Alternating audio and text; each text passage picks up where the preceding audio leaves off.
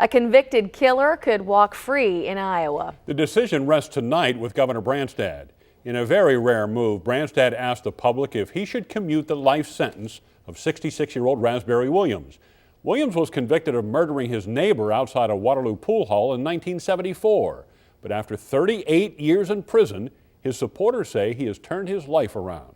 CBS 2's Jason Hackett has tonight's top story. It was on this block back in 1974 that Lester Givan lost his life by the hands of Raspberry Williams. Williams was sentenced to life in prison without parole. But now, decades later, a public hearing and a signature by the governor are all that stand between him and a commuted sentence. He took my cousin from us. For the family of Lester Givan, wounds almost 4 decades old were made fresh again. He won't have a chance to come back and plead his case. In 1974, then 28-year-old Raspberry Williams shot and killed his neighbor Lester Givan over a gambling debt. Defense attorneys during his trial admit it was a tough case. There never was any question about Raspberry's guilt, unfortunately. So Williams sat behind bars with no chance of parole until now, as a letter to the governor from the Board of Parole says they recommend a commuted sentence, citing his model behavior, even mentioning an incident where his actions led to saving a prison guard's life.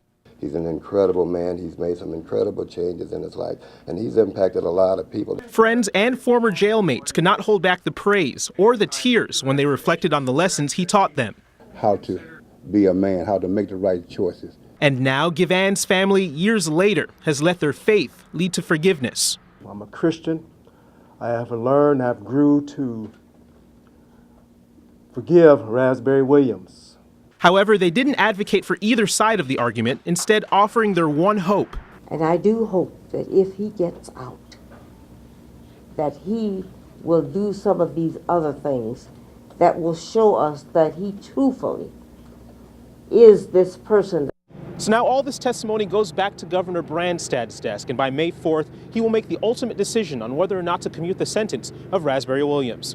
In Waterloo, Jason Hackett, CBS 2 News.